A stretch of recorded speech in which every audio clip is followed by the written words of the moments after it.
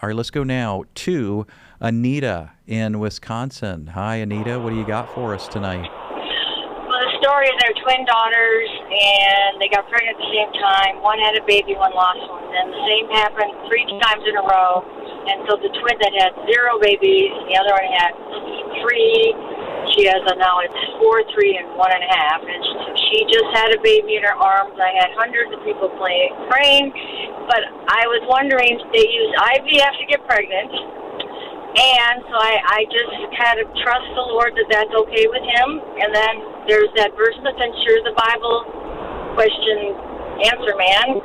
There's that verse that's always plagued me was women shall be saved by childbearing. What do you think about that? Okay, all right, yeah. Well, let's talk about that because that's not really the meaning of that passage. I mean, obviously, if women were saved, meaning spiritually saved, through childbearing, then every Christian woman, every Christian female on the planet better get busy having kids or they're not saved. But that's not what the verse means. That's not Paul's intention, of course.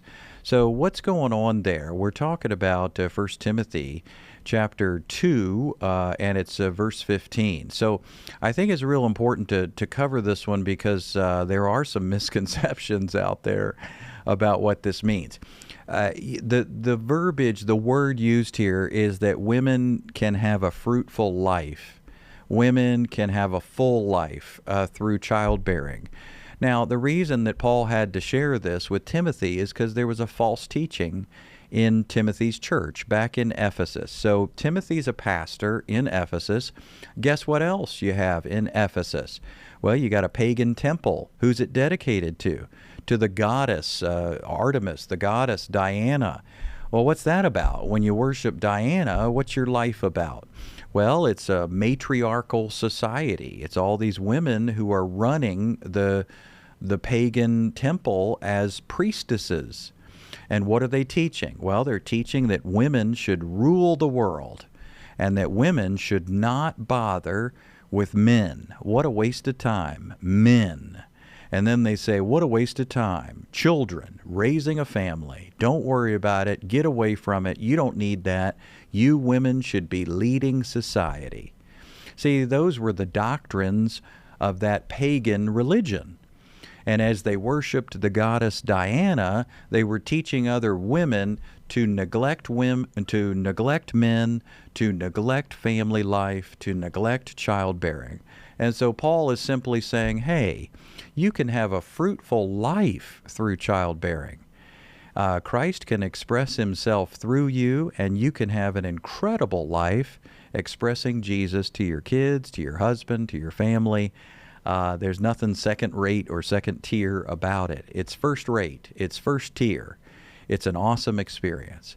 So that's why Paul said that.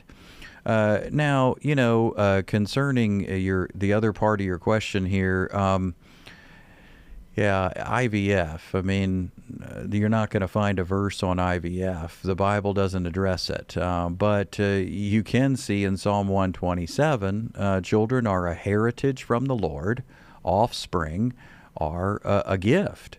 So, we need to recognize that and see that for what that is. Christians can know that whether they're pregnant naturally or through IVF, that offspring are a reward from the Lord. And that means that every child is important and God's not up in heaven with a clipboard. Christ lives in you. And, people can be inspired and motivated from the heart to have a child, and yet they know medically that they're not able to, and yet they know that it's still possible. I mean, look at those who adopt, and look at those who use IVF. So, I don't think we're in any position to have any other opinion about that. I think we should be giving thanks for our children. And you know what God says happens when you give thanks for something? It's holy. It's set apart. And you can give thanks and thereby enjoy the holiness, the set-apartedness of your children. So I hope that helps on both counts, and reach out to us again anytime, Anita. I'll put you back on and see. Did that make sense for you? Yes, it did, about the background of the pagan temple, and because nothing's new under the sun. So yeah, it made complete sense. Thank you. You bet, you bet. Well, I'm glad that was helpful and clarified. And please call us back there in Wisconsin anytime you're traveling. We'd love to hear from you.